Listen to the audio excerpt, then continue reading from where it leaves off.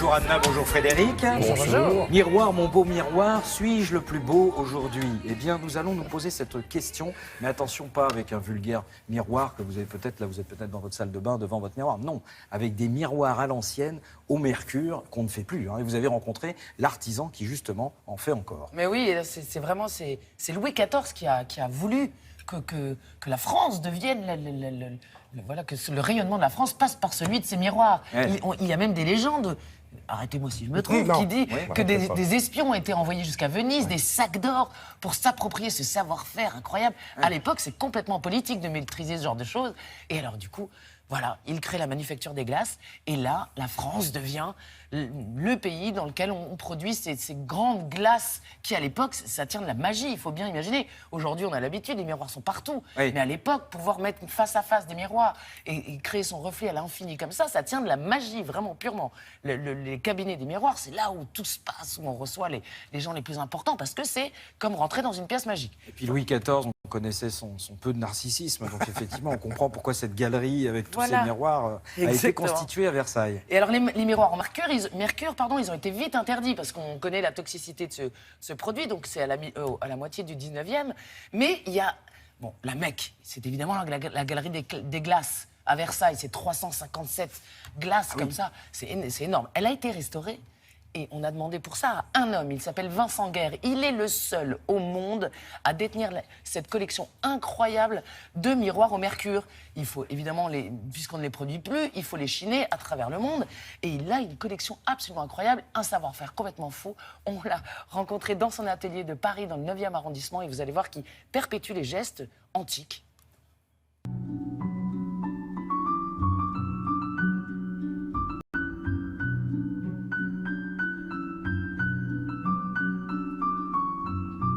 Dans cet atelier, nous travaillons à base de matériaux anciens, ce qu'on appelle les miroirs au mercure, qui est un miroir qui n'existe plus en fabrication depuis les années 1850-1860, qui a été remplacé par les miroirs traditionnels à l'argent qu'on trouve aujourd'hui. Et nous essayons de reconstituer des décors, tant sur des cadres en bois doré que dans des dessus de cheminée, des trumeaux, des carreaux de porte et dans des monuments historiques.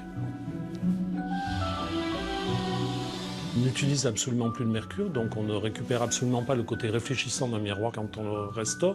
Par contre, s'il a eu des accidents mécaniques, des traces, des arrachements, on vient travailler là-dessus de manière à les transformer en piqûres, les transformer en oxydation et de rendre l'accident matériel invisible en le faisant ressembler à une vicissitude de l'histoire.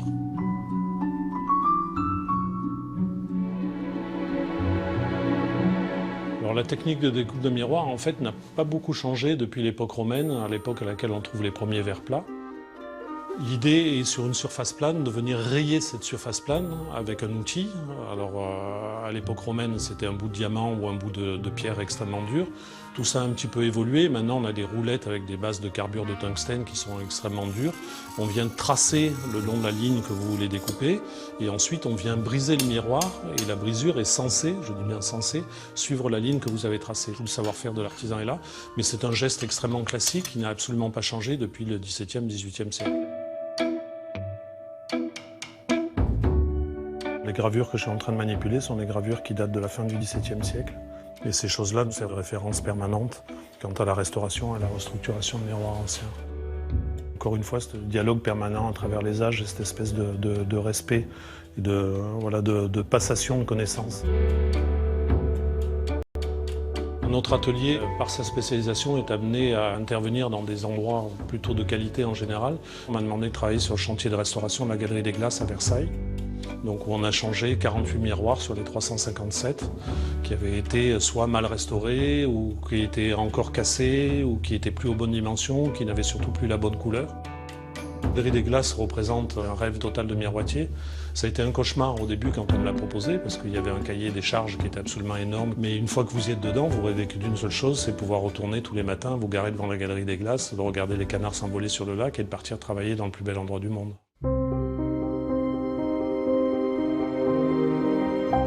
Les miroirs n'ont peut-être pas une mémoire, mais en tout cas, ils ont une réflexion. On sait qu'ils ont vécu avant, on sait qu'ils vivront encore après. On est juste là pour y amener notre savoir-faire. Ils vous rendent à la fois bien et puis à la fois ça casse. Donc si vous n'êtes pas très humble devant la matière, ça ne fonctionne pas.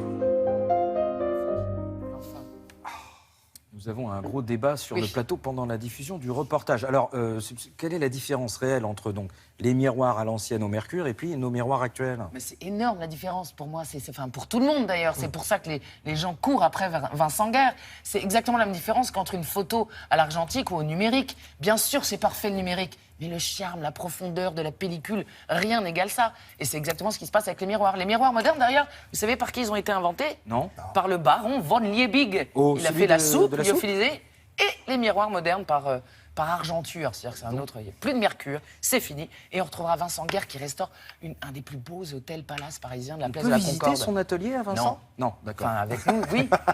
Et comme ça, c'est clair. Donc vous pouvez le visiter grâce à Télématin, mais si vous allez sonner chez Vincent, il va vous dire non, c'est pas C'est-à-dire que ça possible. travaille, vous voyez. Oui, voilà, c'est ça. Oui. On l'embrasse bien fort d'ailleurs. Merci beaucoup, Anna. Maintenant, on va passer